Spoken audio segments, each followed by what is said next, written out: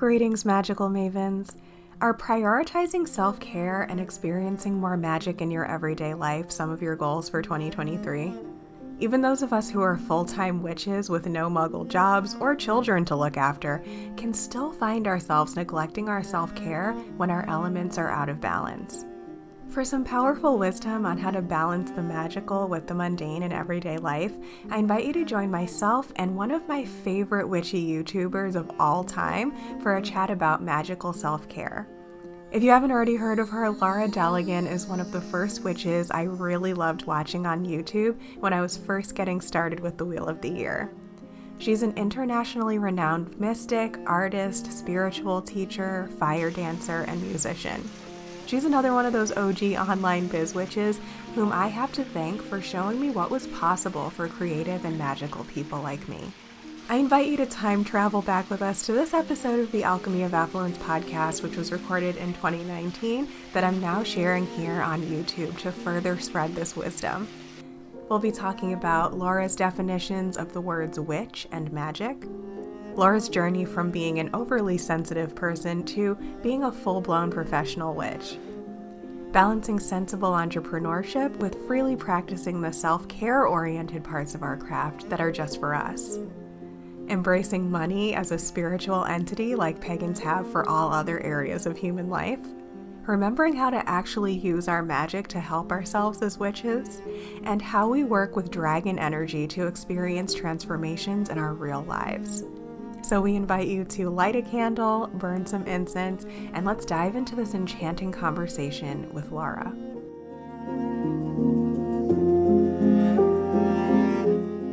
Hi, thank you for having me here. Oh my gosh, thank you so much for being here. I am like fangirling like crazy right now because I've literally been following you since the very beginning of my witchy journey. So I'm just so excited to pick your brain.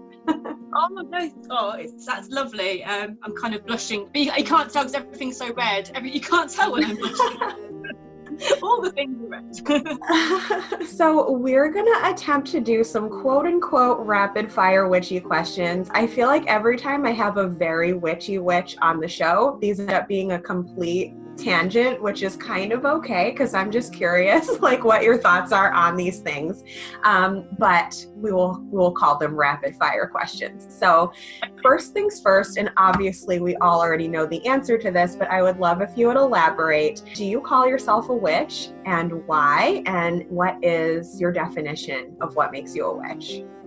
Oh yeah, absolutely. I obviously do call myself a witch, and I feel it's a powerful word. I feel it's a word that reclaims a lot of female energy, a lot of female power. And even though it might scare a few people, I think in this day and age people are more used to the word witch. I think actually I started my path. Oh God, it's meant to be a few questions, isn't it? Or meant to be short. So I can't go off on one. But yes, I do use my. We'll get to that, I promise. I'll condense it. I do call myself a witch. I think it's a powerful word. I think it relates to a woman or a man or someone who really connects with the spirits in the world. And that's not spirits just dead people. I mean spirits like the spirits of the trees, spirits of the rock, spirits of the ancestors, the goddesses and the gods. They work with them and they connect with them and they honor them. Love it. That ended up being really short and sweet. I was like, I could feel myself going off. I was like, come back, Laura. I know, it's like there's so many rabbit holes, but we will definitely go into all the details when we jump into your story. But another opportunity to elaborate on that, though, is my second question, which is, what is your definition of magic? Oh, yes. My definition of magic is the beauty and the awe that I experience in the world around me, in the natural world, my connection to the divine, and my will to make positive changes in life. Beautiful. Love that. Do you have a favorite movie or TV show that has to do with witches or magic? Yeah, I'm not a big TV person, but I do actually. I mean, but I think more movies actually. I grew up on Labyrinth and Legend, and for me that's very fairy, and I became knowing Brian Froud, who created it later in life, and that he is such a fairy person. So that for me they are very fairy and magical films, even though they're very childish. Lord of the Rings, there's so many things that have aspects of magic that I love. There isn't a film that I feel's nailed it, or got it how I see it. But there's so many films. I watched recently, I Am Dragon, and that's nailed the connection with dragons a bit for me. There's little bits on different places, I think, which I feel really inspired by. Yeah, I didn't get to see Labyrinth until I was in my 20s. And I was like, where has this been all my life? Did you laugh?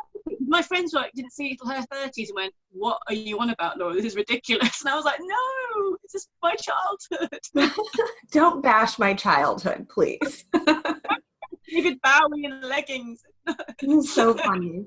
Yeah, I need to see Legend though. Like my one friend who made me watch Labyrinth can't believe that I still haven't seen Legend. So I guess that's my homework. Yeah, homework, yeah.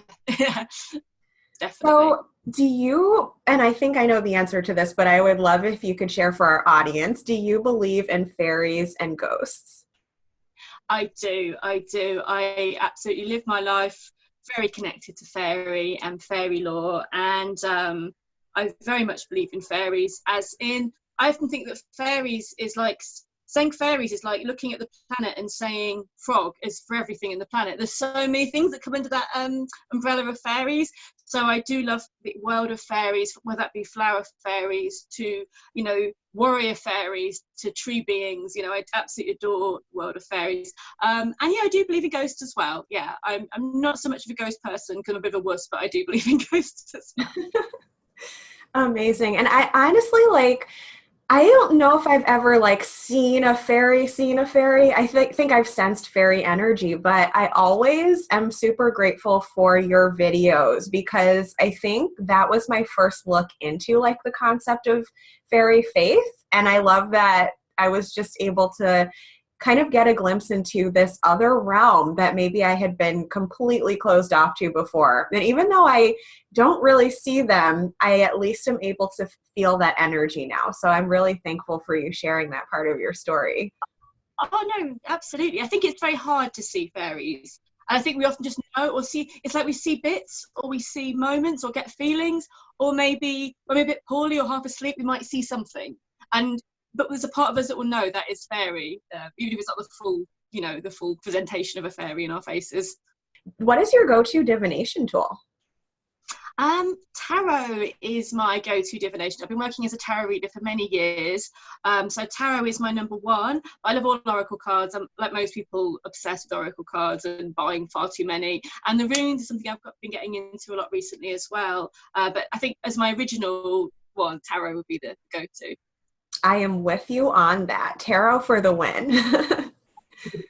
So what is your daily magical practice like? And I know you are the most magical person ever. So I feel like you're going to tell me your whole day is your magical practice. That might be a bit of a get out easily, mightn't it? I mean, I do live in Glastonbury, which has not got much connection to the real world. We live in a bubble in Glastonbury. I feel very lucky in that. But my magical practice is really acknowledging the day, the elementals, the earth. I acknowledge everything every day, and I acknowledge the moon. And I do live in as much of a sacred way as possible. I don't do big rituals all the time, quite not a lot, but I live in a way where that's a daily part of my life, whether I'm going for walks or painting or readings. I just love watching your vlog videos. There's the world through Laura colored glasses. It's just so beautiful. Everything is so magical. Oh, thank you. So do you have a favorite type of music or a favorite musical artist or a favorite song that always makes you feel extra magical? Oh, yeah. I love music, and recently, the last couple of years, I've really been into the Norse and the Viking music, like Wodruna and Heilung, and I saw them in concert, and seeing them in concert's like a ritual in itself. It was just amazing.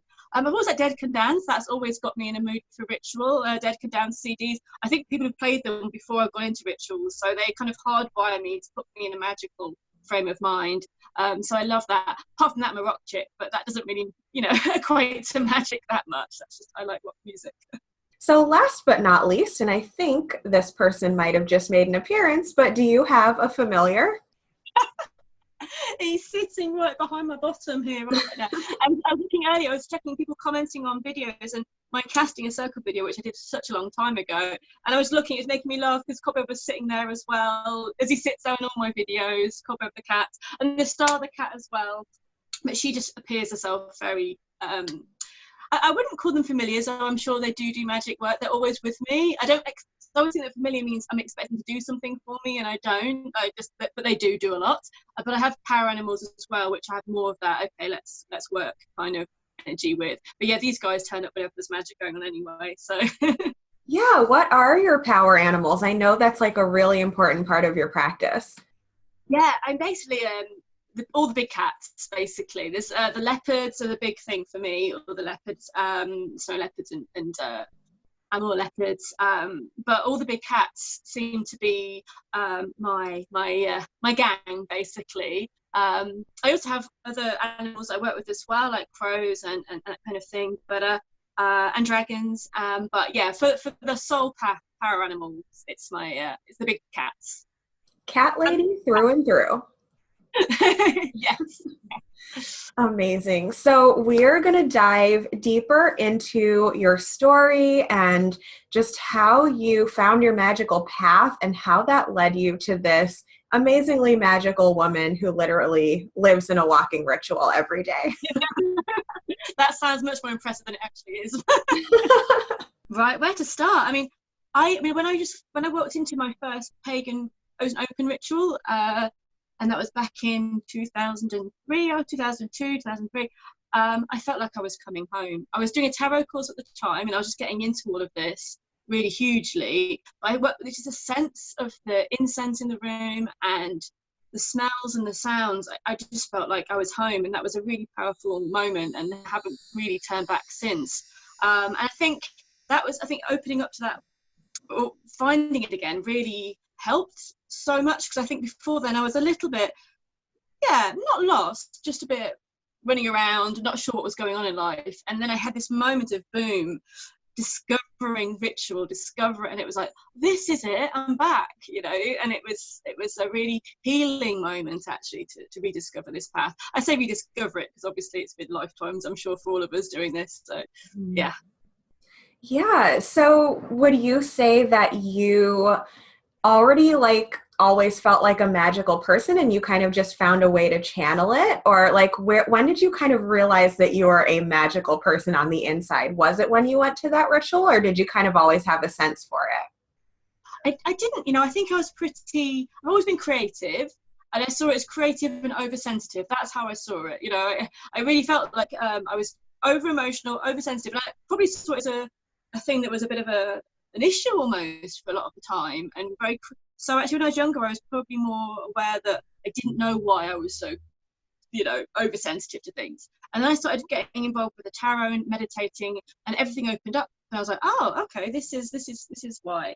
And then when I found other people and found sort of pagan, it was a Wiccan group that I started connecting with, and just going to monthly circles, it felt like, this is my path. And it was so, I remember it so well, just that feeling of your soul coming home, which I don't think I had before that, actually. Even though I love being out in nature, and I went to art college in a beautiful part of the world, and I felt stirrings of it then, but I was probably just too young into boys to care at the time,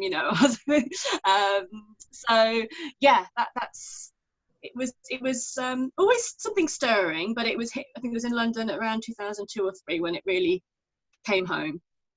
Yeah, I love that. And I feel like I can really relate to that in a sense, because even though I was always interested in, I guess at the time I even thought it was like magic with a C, like fictional magic and, that sort of thing. It wasn't until my early 20s when I really went on a spiritual quest and discovered witchcraft that I actually felt like I could be a whole person and that my life could make sense. I just felt like I had these energies in me that I just had no idea what they were or what to do with them. And it wasn't until I had that channel of creating like a practice that it's like my life even started to make sense. So I feel you on that. Totally, absolutely. And I think I was always running around chasing my tail up until that point. Not saying I don't do that now, but sometimes. But it felt like the fact that you could do magic, you could connect with the gods and the goddess, and feel the energy of the land and work with it. It was just really defining and yeah, life changing. Yeah. Yeah. So, did you feel like you ever had a coming out of the broom closet moment, or was it just a natural progression for you? A little bit of both. It was, but I still feel like, because I was always a bit of a crazy, we lived in a bit all crazy arty people at the time, but sort of saying that I was actually, yeah, I'm pagan, I'm Wiccan, I'm a witch, was still a bit of a moment to tell people, because I'm sure they looked at me a bit like, because it's sort of saying something quite serious then. You're not, you're saying I'm this is what and none of we didn't really have anyone into anything particularly spiritual at that time in our friendship group. So I think people were more worried that I was rejoining a cult or something. I think my mum was a little bit concerned about that at first, like, what are you joining? But then everyone saw how much more grounded and happy I was, and it was all good. I'm very lucky. No one's ever been offended or freaked out. I think people just thought, what is she doing now? But yeah, all these years later, it was, yeah, it's very accepted. I'm very lucky in that way. It's always been very accepted with me. So. Yeah, I think it's great when the people in your life are understanding enough of who you are and your character to just trust your intuitive decisions, even if they don't get it. Like, I remember when I was first explaining to my mom that I was a witch, and at first she was like really concerned, and she was like, what does this mean? And, she had all these ideas in her head of like what that could mean. And I was like, Mom, how well do you know me? And she's like, I know you better than any other person. And I'm like, so just realize that like it's the same me. I'm just finding a name for it. You know what I mean? And making more sense out of it. And she was like, oh, okay, I guess I understand. And over the years it started to make sense. That's a great way of saying it, isn't it? Like, it doesn't change. People might be afraid that it might change you, or you're changing in some way, but actually it's, yeah, like you said, it's you, it's the same you, but more, more whole. So that's a lovely way of putting it. Yeah, totally. So I know that you now offer tons of amazing classes and sessions and readings, and this is your life now. So was there ever like a moment when it occurred to you that you wanted to take your practice in an entrepreneurial direction? Or again, was that just a natural progression of being so immersed in it? Yeah, I think I didn't realize it was even called that until maybe a couple of years ago. I just I've always really been very really wanted to do my own thing, and I'm not a very good employee. I'm too Aries. It's just I Same. can't really know what to do very well. I just go no. So I mean, I did when I did lots. My dream was to be an artist, as I am, but I found that as my spiritual path grew as well, I really loved doing readings and I just did, to be fair, when I started out, I did everything that I could just to get ends meet, as you do. And I was like, and then that grew and grew and grew, and it became opportunities to really express how I saw the magical world. And before I'm really grateful to my YouTube channel, because it's a lovely place for things to grow. And I was really honoured that I had the opportunity to share my work with the world. And then they hit me about 3 years ago, and I'm doing all these courses one day, painting people's shamanic drums the next day. So I was like, oh, I'm an entrepreneur. It didn't hit me, it just that I was juggling so many things, and then I realized I was just juggling things I absolutely adored, and I was like, oh, this is all right. Yeah, so I relate to your story in the sense that even before I knew I was a witch, I had this desire to just be an artist. And that's where really, I think my entrepreneurial journey started, but it really didn't start to make sense until I found my spiritual path and combined them together. So do you want to share a little bit about like what your career path has been like, starting from, I know you went to school and then you transitioned and eventually became like this full-time artist, but like what was the path like between all of that, between realizing you wanted to have a different lifestyle and then getting to where you're at today? Yeah, it involved lots of crappy jobs. It involved lots of, I remember because I've been so clear in my brain that what I wanted, like at first, it's just a vision of I'm an artist, that's what I am, and I can't do anything. I can do other things, but I meant that that was all I wanted. And therefore I did lots of other jobs to obviously make ends meet. I worked in all the bars, did all of this. And actually that was fun. I met lots of people. And then after a while it got tiring, and I got a little bit doubting about it all, because I was just, you get that phase where you're just fed up of being broke, fed up of trying to work so hard, not getting anywhere. And it was just after I started connecting more on my magical path that I ended up out of the blue, getting a job on a psychic TV program. So I went from making minimum wage in bars to actually getting suddenly about 4 times that in a day, and I was like, what? And it was a proof that the magic that I was doing, and that it was helping me, that I could actually live my life now. And so I went from running around like a nutter doing so many jobs to actually having a decent wage, enough for a little bit, for self-employed 20-something-year-old at the time. So and then I became really doing so many tarot readings, doing lots of corporate events, doing lots of TV shows, and it was all a bit, and I just missed the art got lost for a bit, and I felt totally heartbroken. I was like, this is okay, but I just want to paint. And that's the same time that the fairies came in. I started going to Cornwall, which is one of my favourite parts of the UK, which is very wild still and very natural. And I started going to fairy festivals, which are events that I regularly go to here. And the fae started really calling, and it was linked in with finding my true self again. I'd got lost in doing all the readings, which I love doing, but it had taken away my true self a little bit. So I've now found the balance of the readings, which I love doing, and my art, and making that is so important, that I kind of was so happy that I was making money. I just seemed to lose my path a little bit for a while. But now it's always a juggle to get the balance between being creative and following your heart's path, and kind of doing the other work, which is great, but more corporate or more kind of sensible. Not that tarot reading should be called sensible, but I mean, to us it's sensible. Yeah, exactly.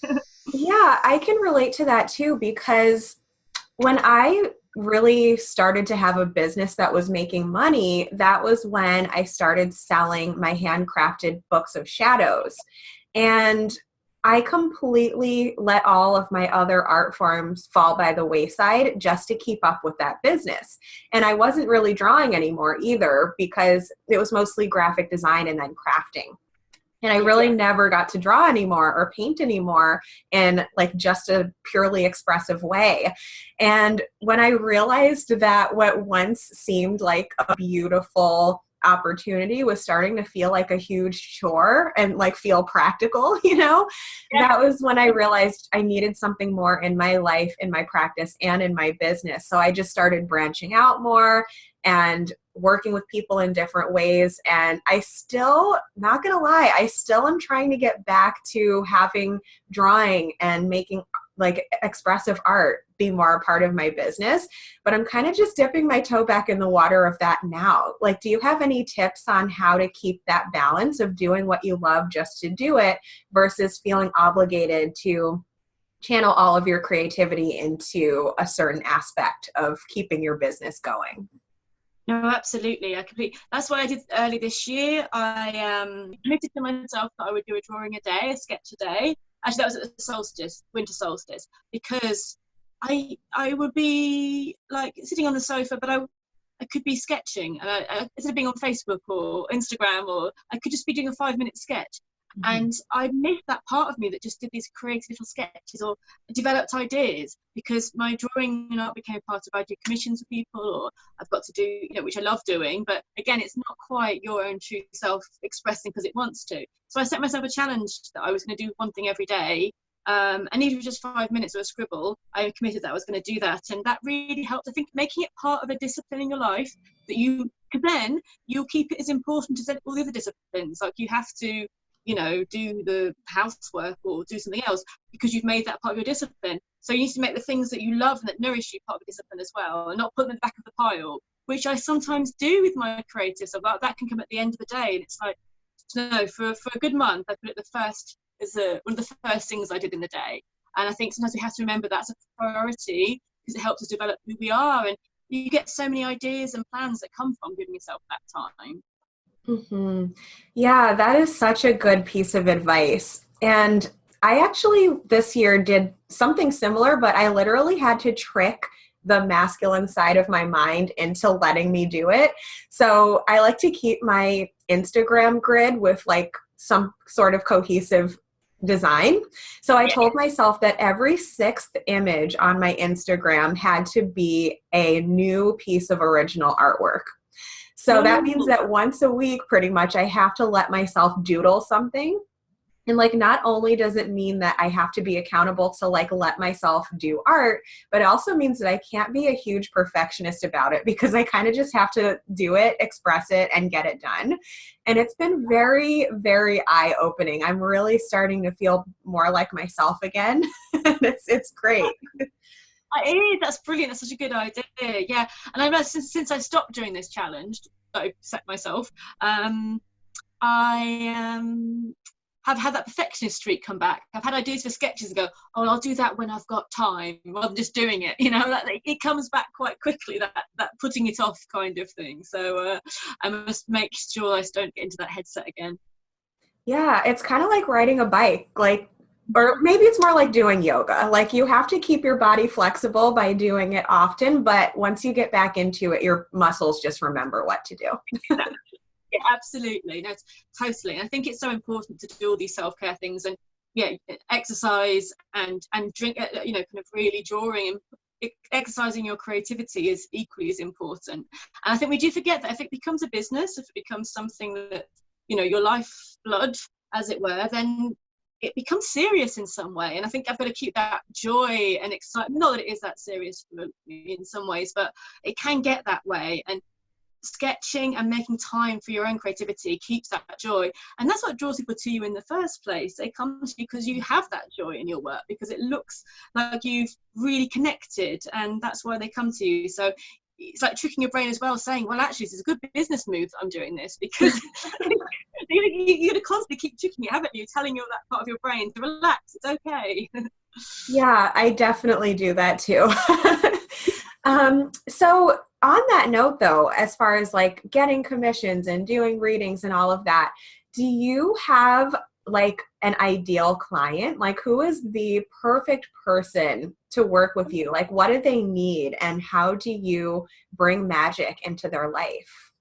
Oh, that's a really good question. I feel like what is the loveliest thing is someone that's really open to and excited about the journey. I kind of feel that is that thing. I feel like if and to maybe have a little bit of trust as well in the process, because I think people come to the commissions, they've got very strict ideas of what they want, and I've had to tell some people that's not what the drum wants though, like because drums are, you know, beings that you know, you're having your drum created and painted because you want to have it as part of your ritual, and especially drums that are made out of skin, you know, that's wood and animal and a lot of energy in it. And I've had people go, this is what I want on this drum, and I'm like, the drum doesn't want that. And it's really fun. You're like, I don't want to lose any clients, but the drum does not want what you want.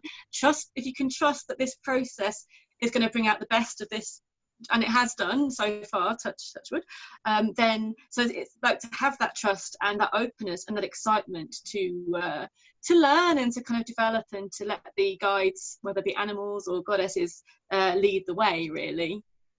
Amazing. So would you say that anytime you're creating an art piece, like some kind of spirit or something is like helping you channel what it is that you're supposed to create? Often, not maybe not. I mean, sometimes it's really more obvious than others. Sometimes, and you can sometimes tell that in the pictures. Like there's obviously sometimes a presence or an energy that feels stronger in some than in others, and sometimes they do just feel, to me, then I've done them, that hasn't got the same spirit. But with the client, they will feel it. So that's good. Sometimes I'm just very aware that I want to do a certain thing, so I'm as bad as everybody else. I want it to be a certain way, and something very different will come through, and that's what's meant to be. So yeah, I do try to plan things, but often if I decide on maybe a goddess or an animal, it will stay within that realm, but it will be something completely different or completely channeled, I suppose, that comes through.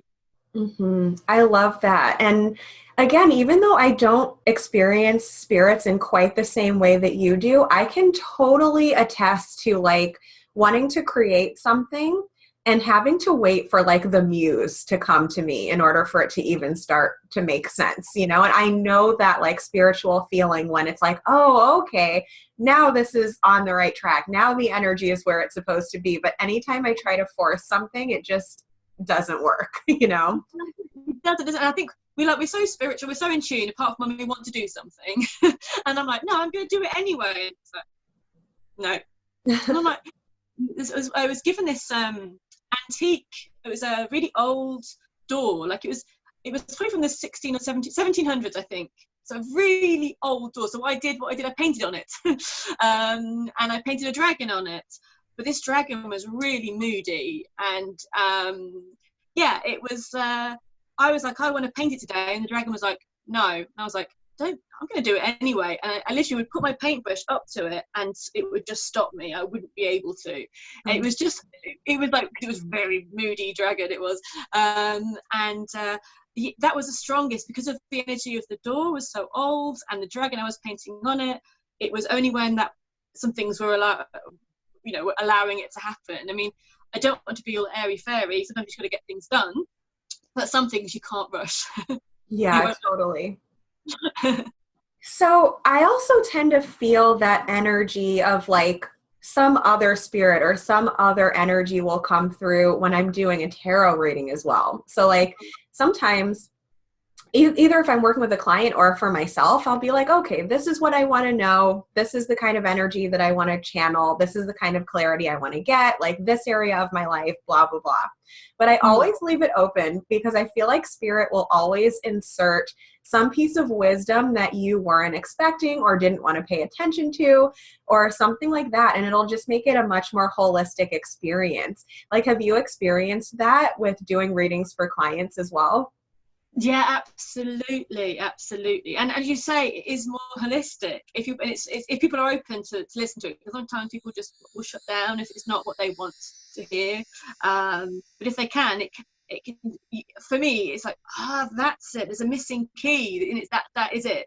You know, they'll ask about maybe love life or something in their life, and there's just something that's really missing from that reading until, as you say, spirit or whatever we work with, the cards, and will bring in, boom, something from the outskirts that comes in, and it's directs the whole reading. And I actually think if people are open to that, it can bring a lot of empowerment, really. But yeah, I do feel that, and I get it as well when I want to know about something, and then you get told, yeah, but you're going to do this, and other things come in, and you're just like, oh, okay. But it makes sense.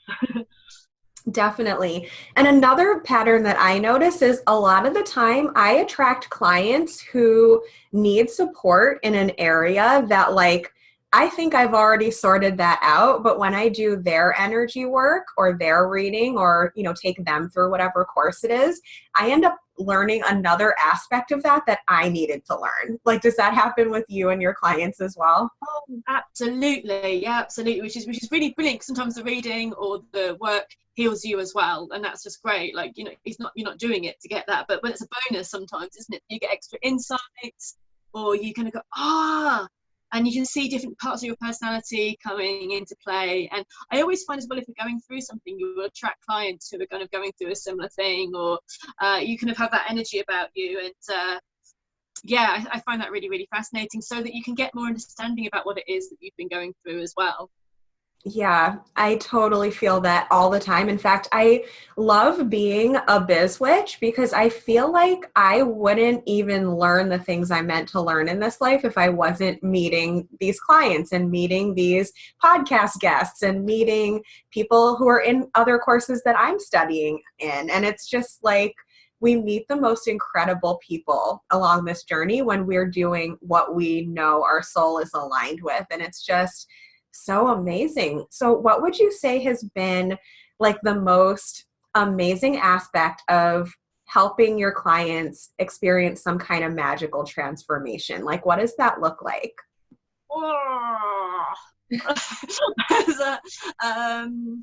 I feel like it's when you get the feedback from the courses about, I do a lot of the courses that I do are remote, so it's online, and I don't get to often sit down with the people, but it's when you send all this stuff out and you get bits of feedback, and when someone says that they that has given them a doorway to opening up to connecting with the goddess or their guides, or what they experience meeting their power animal through it, or just finding something that's made them happy when they get to, oh, it's just, that just makes me so happy, and it kind of confirms everything. And I ran a retreat in Glastonbury last autumn, and there's a lady that came from Germany, a lovely lady, and it was her lifelong wish to bathe in the White Spring, which is one of the springs we have here. And I hired out the White Spring so we could do that. And it was just seeing that joy, that was her lifelong thing she wanted to do. So having that done, it's just those moments that you feel like you're helping someone to connect and to move forward on their path. It just makes me very happy. What I absolutely love about your brand and just you in general is that it's so like magical, and it evokes the inner child, I feel like. The reason why I love following you is because it's just that simplicity of like the transformation you and your clients are going through is simply getting to experience magic in a way that maybe they have never allowed themselves to before. And that's why I think you are like my favorite person to go to when I was first opening up to the magical path, because it was just like there's all these realms and all these worlds, and if you just allow yourself to experience that and take like all the strategy and the, focus and, the adulting out of it, sometimes you can go through just a complete inner alchemical change. And then you come out of it like able to bring that magic into other areas of your life as well. So, oh my gosh, I just love everything that you do. Oh, thank you. It's just, I'm just basically a big child, so it just helps, really. It does help. Yeah. What would you say has been your biggest challenge along this path so far? I think, actually linked to the last question, having to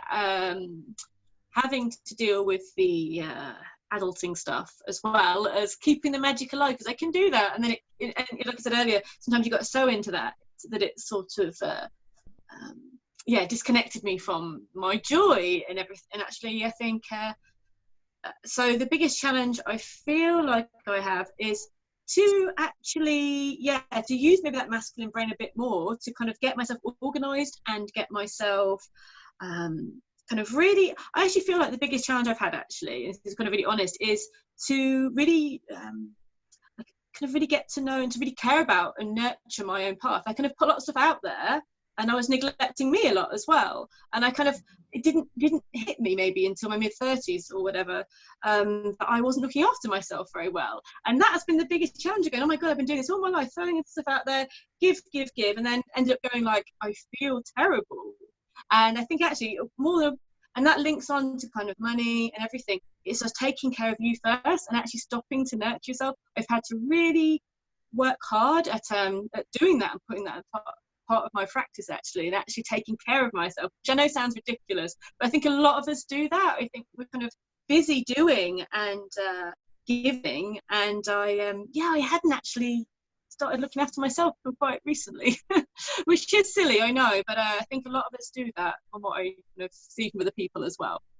Yeah, I am right there with you. And honestly, I feel like a lot of my podcast listeners will totally understand what you're saying, because especially when like you're either really ambitious or just really immersed in whatever creation you're working on, you can almost let your own body go by the wayside, and you have to remember like, wait a minute, part of the magical experience is like taking care of myself and pampering myself and making sure I have my needs met, and not just constantly giving to my audience or giving to my clients or giving to my art form or whatever it is. So I totally get that. And it's really interesting, something that popped into my mind. I'm not even going to remember who the interview is with. It might have even been you. You'll have to let me know. But years ago, I remember a conversation with somebody and Mandy C. And she was saying that something that biz witches tend to do is we think that since we're doing energy work for our clients, that somehow gives us a free pass to not have to do it for ourselves. And then I was like, oh my God, that's so true. We definitely need to like realize that just because we live in this world of doing energy work, it doesn't mean that, we're receiving some benefit from doing it for other people, but it's just not the same as when you totally just focus on yourself. Exactly, that's so true. It's a little bit like the sketching. It's important that that feeds you, and doing things that feed you, so you can give to others as well. It's really really important. I mean, I have friends, thankfully, that call and go, "Have you eaten today, Laura?" Because I sort of like, I'm in my art world. I was like, what's that funny feeling? Oh yes, hunger. You know, I get so lost in my little world that I don't even sometimes remember to eat.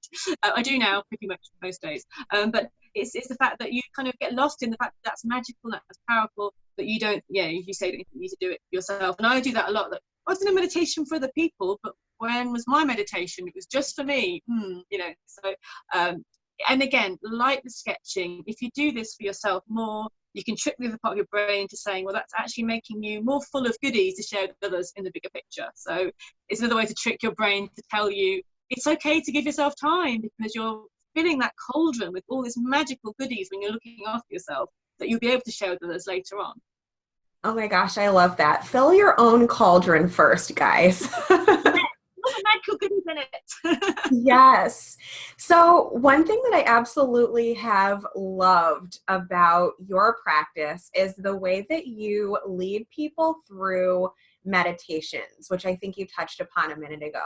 Like, I remember just watching one of your videos where you led us through like a shamanic drum meditation, and it completely just changed my perspective about how nature works and my place in nature and all of that. So, would you just be able to give us a basic rundown of like what a shamanic journey is and like how it works and how you kind of guide people from where they're at and their perspective to like this new epiphany? Yeah, absolutely. So, yeah, I mean, I think it was your 30th birthday recently, wasn't it? It's a happy 30th, because the 30s are great. So it was on my 30th birthday that I treated my present was to go to a shamanic weekend, basically. And I'd been doing all Wiccan and pagan stuff for years before that, but I was like really drawn to shamanism and drumming, and so I went to a shamanic weekend. And that really did, like you said, it really changed my perspective in a very strong way. And it has shaped this last few years, because it is tapping into something so ancient and so primal. And I love that, you know, if you're not into spiritual paths, that you hear that drum and you go, oh, I kind of feel like you know, by the fire with my ancestors. It has that resonance. So shamanic journeying is, you don't have to drum, but it is a very common way and an easy way to get our brains, get our minds in the set to journey, to travel to somewhere else. So when you do a shamanic drum journey, you beat at a certain rate, which actually shifts your brain waves. So your brain's working in a slightly different way, which allows you to go on a journey. And this, I mean, it's in our ancestral blood. We all know how to do it because we've been done for thousands and thousands of years. And so we can either go to the lower world, which I know freaks a lot of people out because there's the whole Christianity that lower means bad, but lower means nothing bad, it's healing, it's good, and it's often where our power animals reside. So you can choose a journey to the lower world to meet your power animals or that kind of healing energy, the ancestors, or you can journey to the upper world, which is often where deities, guides, if you like, angels, or those kind of beings reside. And you do that by a really specific, simple few techniques to visualize, and you just allow your brain to go on that journey. And it is one of the most lovely things, because it is a journey, you're taken there. The drum is like a horse taking you on a journey, and it doesn't have to be a drum. You can do it through other ways, like shaking, dancing, trance dance, that kind of thing. Lots of different ways, but I think drumming is a very accessible, easy way to take us on that journey and to visit places you wouldn't go to before. I think that if you're just meditating, which is great, meditation is wonderful, you still have an element of control going on, but when this is happening, you are just taken somewhere else, and it's just really powerful. Yeah, I had been meditating and doing guided meditations for a while when you first started putting out videos with your drumming. But even like not even being in the physical presence of the drum, being on the other side of the world and hearing it in a video had just this profound experience. I was just like, oh my gosh, there is like really some energy going on with this. And I know that you choose your drums because they have energy as well. So is that part of what you do when you're working with a client who commissions you for a drum? Do you kind of feel into like, which drum does this person need? Is it kind of like building a Harry Potter wand where you take the different ingredients? Like what is that process like for you? Yeah, it is actually. It's a little bit like that because there's we kind of start talking about the drum and what they want. And I mean, some people my first drum, the drum that I still use the most, is a vegan drum, and it's a synthetic drum. And I've got other drums, just skin drums, those kind of thing. And still, that one is my baby. But I think with those ones, it can take a little bit longer to get its energy going because obviously it's synthetic, it's manufactured, and it takes its time to build the energy. But in a way, it's quite good as a blank canvas. But with I do work with a drum maker who really has just been able to source the right crystal, and you can choose the wood, the skin, the crystal within reason to create their drum, which is wonderful. And and also we can look at the energy. If they want something quite fierce, or if they want something very gentle, we look at what power animal is going to go on this drum, and make sure the energies work really with each other. So it's a really lovely process. But it is like we all have a heartbeat, we can all drum. Which it's if this gets in the way, thinking gets in the way, then it just make it a bit more awkward, but it's still fine. I think it's all fine. Whatever you do is fine. I think that's great. There's no right or wrong, as long as you're enjoying it and feeling something from it. That's really great. And it is great to go outside and just drum around a sacred site. I mean, that's just a pretty awesome thing to do. Yeah, it just sounds like the best thing to do on like a summer day. Yeah. Yes, I'm looking forward to the summer for that. Totally. So I have a question about how you kind of balance this really magical, intuitive lifestyle that you have with the sort of adulting. And like, if you could tell our audience like one tip for like how to keep that balance, what would it be? Okay. Woo. I kind of do it vaguely. No, I do it. And you have to. You can't do anything successfully if you ignore the adulting. And I do live in Glastonbury, as I mentioned, and there's a lot of people here that live here, they don't want to adult. It's a little bit of a hippie getaway. But actually living here makes me even more business-like, actually, which is quite good. Like, no, I'm going to be business-like. But I feel like I would say make this part of your self-care that you're looking after the business side of things too, because you can't thrive unless you are taking care of that. So I had recently realized that I was really like the whole money thing. Sometimes you can just avoid dealing with the money thing. You don't look at it. And actually, I was thinking, if you were to attract love in your life, would you go, I don't want to look at love, I don't want to look at love. No, love. No, of course you wouldn't. You'd be like, oh, love, I love love, it's great. But how can you attract money into your life if you're avoiding dealing with it? So it's getting your head around that. Imagine like you wanted to invoke a deity, but went, yeah, I don't want to talk to you right now. Don't come. It's embracing this side of your life instead of avoiding it, and it can be hard. And give yourselves days off. You have to have adulting-free days. You have to give yourself time when there is no adulting. But then you have to have days where you put your big girl pants on and go, I'm going to embrace this. I'm going to work with it, and I'm going to feel better at the end of it. So it's like remember that you can't avoid it. It is, if you want to bring in money and stability and all the good things, just see it like any other ritual or spell. You wouldn't avoid that. So you have to kind of embrace it or find a way to embrace it. I always feel sorry for money, that it's like the god that no one wants to deal with. Like we want it. It's like we can avoid them, like, oh, money, oh, and we call it evil and we avoid dealing with it. And it's like, poor money. Yeah, I love that analogy. And I actually just had this idea pop into my head as you were speaking. Like maybe the energy of money reminds me of the energy of like Hades.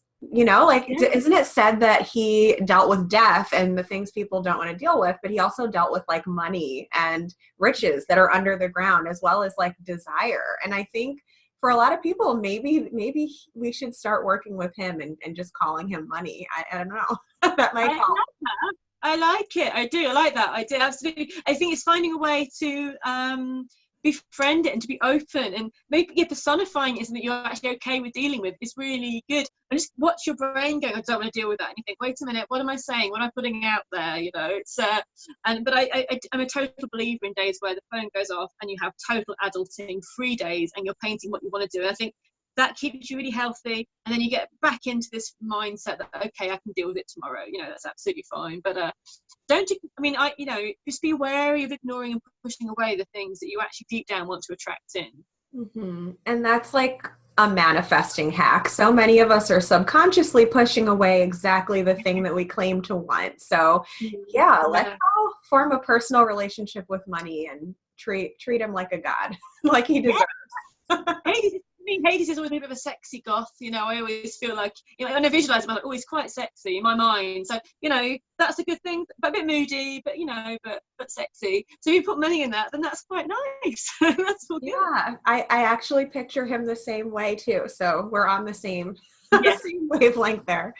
So I love to end these episodes off with the most like magical thing that's happened to you recently, or like an amazing synchronicity or a manifestation that really shifted your perspective. There's so many little magical things. I think I think there's bigger is, I mean, a couple of things. There's two things really. I remember it goes also with the fact that you say sometimes you're so busy doing things with other people, you don't do the magic things for yourself. I know it was a bit last year, I ended up in a situation with my house situation, not here, I like where I am now, where I wasn't happy at all. And I was, you know, there's a few areas I just went, major areas actually, I was just like, they were not working at all. And I just went out into the woods. There's a favourite sort of really high bit in the woods I standing. I went, right, I want this needs to happen now. And literally, by the time I got home, I got an email with a publishing contract, you know. Oh my gosh. And then literally in the next few, the last one hasn't happened, but I did say that that's relationship. I said, I need the other things to be okay first before that would happen. But that's fine, because I'm all good about that. But then I got the house move, and then I got everything. And I just realised that I hadn't asked for what I wanted, for a long time. And it was almost like to remember with your magic that it's okay to ask for what you want and what you need. And I think that's what I've been doing tonight with the full moon as well, really focusing on that. Another thing that I feel like is been really important is how the dragons have come into my life, and how they've come in a very powerful way and made me really embrace and face things that were previously quite scary for me. So kind of connecting with new energies or energies that are around you that really give you the courage, I think, to face things that would have been too hard before, I think, as well. There's also other little magical things, but it's just kind of the big sort of shifts I feel that I could think of at the moment to mention. It is so ironic how even the witchiest among us forget that we can use magic to ask for what we want. It's so crazy. Like, we'll just get so busy like doing ritual and, you know, working with clients and doing readings or whatever our daily routine is. And then we realize we want something and we're like, oh, that's right. I can basically just wave a wand and ask for that. And then we're like, oh my God, why have I been torturing myself for months while processing this when I should have just asked, you know? You forget those big moments in your life when you've had those spells or things that have worked, and then you still forget to do them again. It's so funny. I'm glad it's not just me. Like, I see you as one of the witchiest people I know. So if you still have this happen, then I feel a little bit better about myself. Totally. Yeah, absolutely. And it's a good to keep remembering. Slow down. Remember to focus in with what you need and call in for it. Because if you don't do it, then you're not going to have the strength to continue with your work. So, yeah. Gotta keep filling your own cauldron first. I'm just going to make that the quote for this episode. I love that. Business cauldron just full of all the awesome things, and you just visual it. It's just a great visual to have in your mind. Exactly. And do you have anything that you're offering right now that people might be interested in? I've been really had a great powerful connection with dragons for the last few years, and they're becoming stronger and stronger and stronger, and they do bring humongous empowerment and openness to really stepping on your path. So I'm offering a Dragons Awakening online course starting in March. So I'm really excited about that because we've got some epic things in store for that. Amazing. Now, I would love it if you could just really quickly tell our listeners like what the energy of dragons can actually do for people. Because like I always was very obsessed with dragons as a kid, but I didn't know until watching your videos that you could actually channel dragon energy. So I would love if you could just give us a quick rundown of like what that is and how it works. Absolutely. Dragons, I like too in the films, the fact that you can literally not ride on them in the real world, but journey with them and fly with them and go on adventures with them and gain power.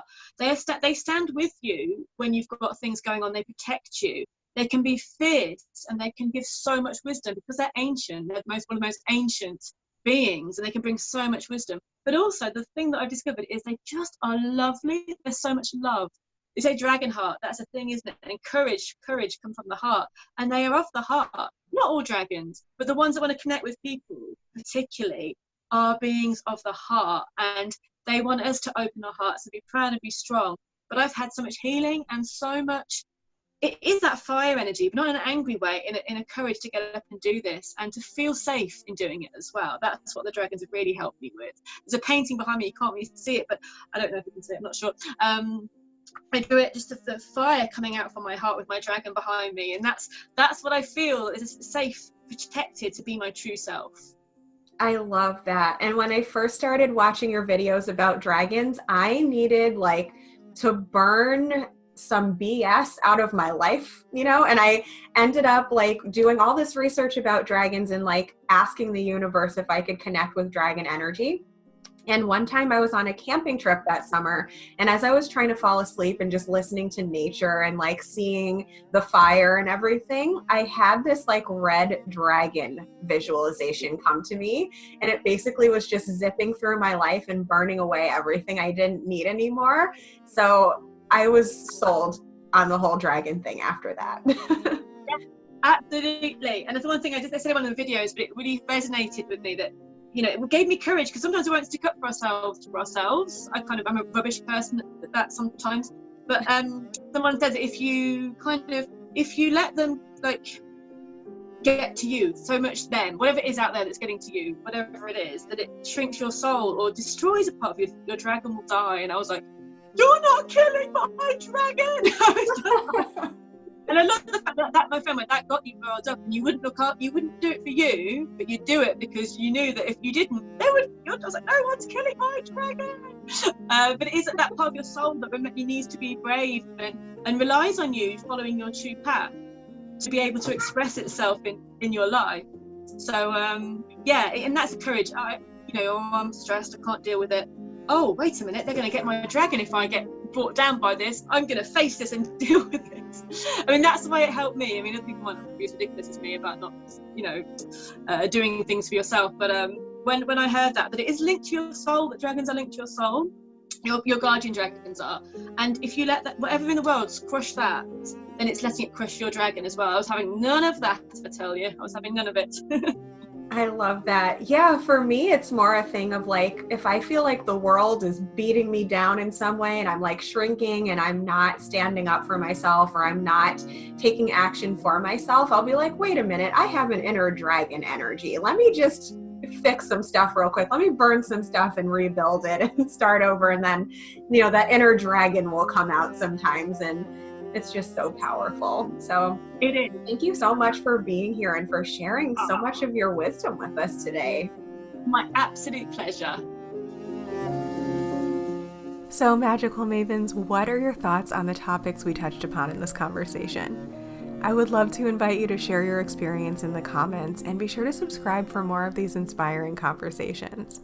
And if you also enjoy listening to audio podcasts, all of the interviews, as well as the more scripted solo episodes you see on this channel, are also available on all the major podcasting platforms like Spotify and Apple Podcasts. Just search Alchemy of Affluence Podcast to listen on the go. And if you enjoyed this video, I invite you to check out this one next, where I got to chat with Molly Roberts all about what it's like to be an art witch. See you there.